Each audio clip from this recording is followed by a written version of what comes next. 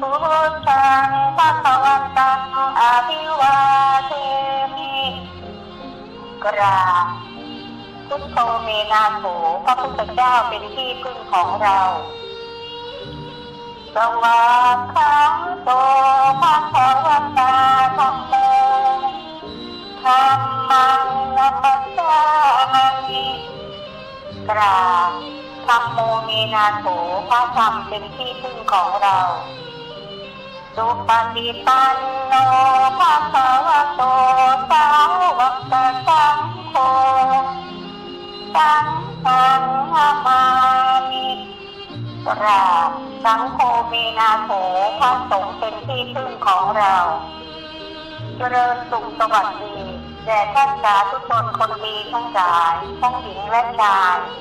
วันนี้ถือว่าเป็นวันดีวันเลิศวันอันประเสริฐสำหรับทุกท่านที่ได้มีโอกาสฟังคลิปนี้แม่ชีขอให้สัพพมงคลอันประเสริฐธรรมอันเลิศจงบังเกิดแด่ท่านและครอบครัวขอให้จงมีแต่ความสุขทุกจางหายสิ่งที่ร้ายกลับกลายดีด้วยบารมีธรรมขอพระเดชพระคุณหลวงพ่อพระมงคลเทพมุนีหลวงพ่อสดวัดปากน้ำภาษีเจริญผู้เป็นพระบิดาแห่งวิชาธรรมกายในยุคปัจจุบันนี้ขอให้ท่านทั้งหลาย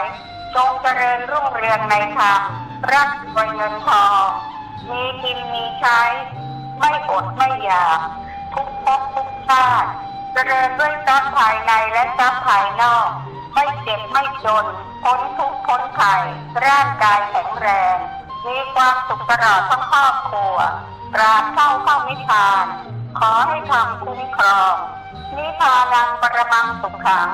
สุขอื่นอยู่เหนือนิพพานนั้นไม่มีนิพพานคือความสุขอันบรมสุขสุขอันเป็นนิรันดรและสุขอันเป็นอมตะถ้าท่านอยากมีความสุขอันบรมสุขสุขอันเป็นนิรันดรและสุขอันเป็นอมตะแล้วนั้นขอให้ท่าน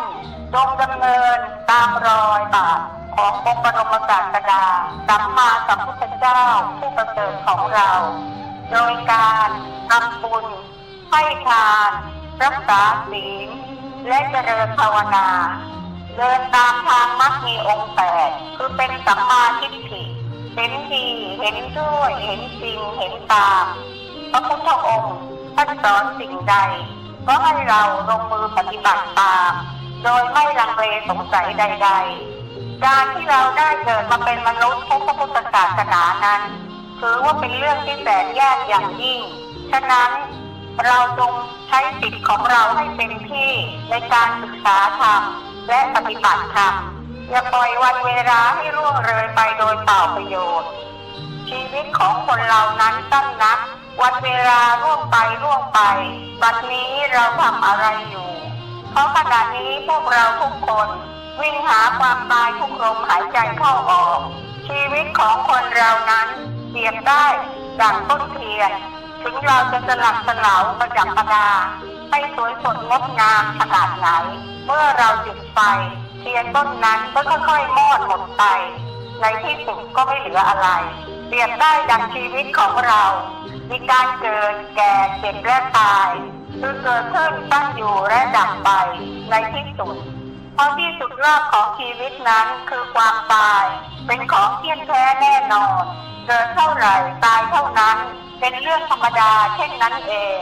จงอย่าประมาทในความตายควรระลึกถึงความตายอยู่เนืองๆเมื่อเราระลึกถึงความตายอยู่เนืองๆแล้วค่ะความโลภความโกรธความหลงกิเลสตัณหาอวิชชาความอยากได้อยากมีอยากเป็นอยากเป็นอยากดังของเรานั้นก็จะเบาบางลงเพราะเมื่อเราตายไปแล้วนั้นเราไม่สามารถจะเอาอะไรติดตัวเราไปได้เลยนอกจากคุณงามความดีและความชั่วคือบุญและบาปที่จะนำทางเราไปสู่นรกและสวรรค์ธรรมะของพระพุทธองค์ 84,000 พระธรรมขันธ์นั้นสรุปโดยย่อคือรักษากายวาจาใจให้บริสุทธิ์คือทำความดีละเว้นความชั่วทำจิตใจให้ผ่องใสเบิกบานอยู่เสมอนี้คือหัวใจของพระพุทธศาสนาเมื่อเราภาวนาพุทโธก็ดีสัมมาอรหังก็ดีล้วนเป็นพุทธานุสติ เป็นการระลึกถึงพระพุทธเจ้าเป็นอารมณ์เป็นอุบายเป็นเครื่องยึดเหนี่ยวให้ใจของเราสงบเป็นหนทางเบื้องต้นมรรคผลนิพพานหลวงพ่อพระมงคลเทพมุนีหลวงพ่อวัดปากน้ำท่านกล่าวไว้ว่าขณะที่เราทำสมาธิภาวนานั้นเมื่อเราภาวนาว่าสัมมาอรหังสัมมาอรหังท่านกล่าวว่าดังถึงพระนิพพานเพราะการทำสมาธิภาวนานั้นเป็นการเข้าเฝ้าพระพุทธเจ้าพระอรหันต์ท่านมองเราอยู่เพราะขณะที่เราทำสมาธินั้น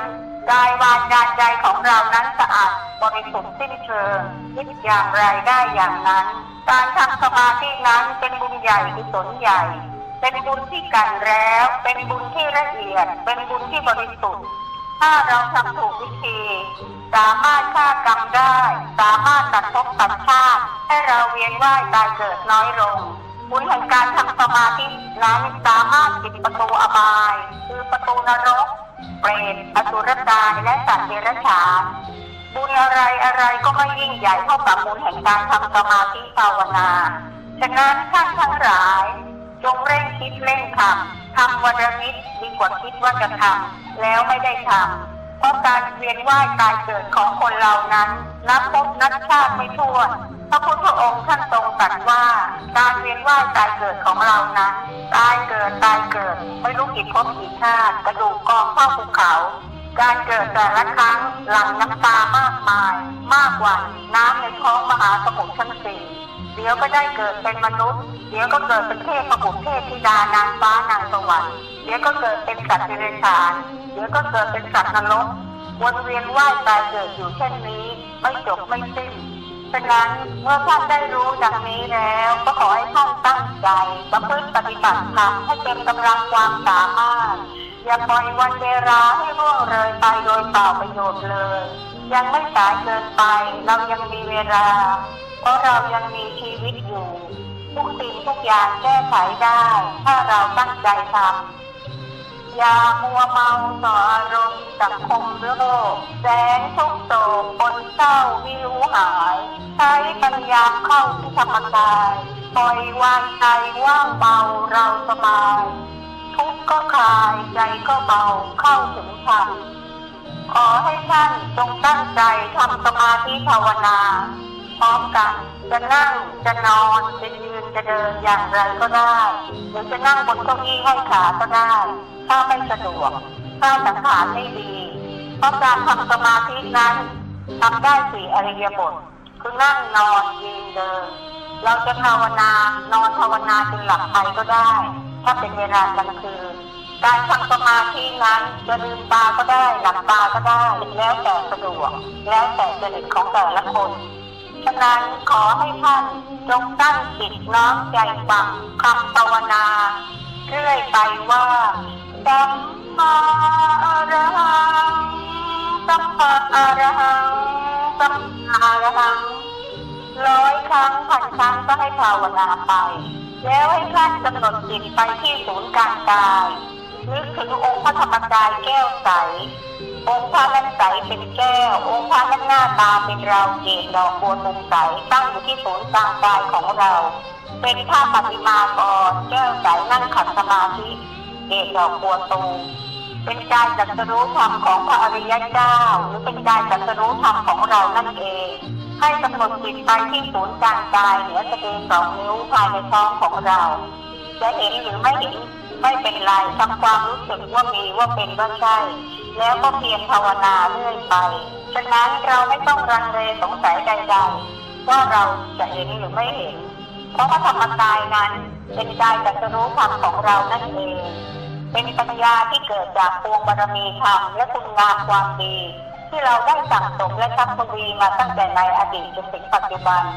เกิดจากการให้ทานรักษาศีลและเจริญภาวนาเมื่อเราให้ทานรักษาศีลและเจริญภาวนา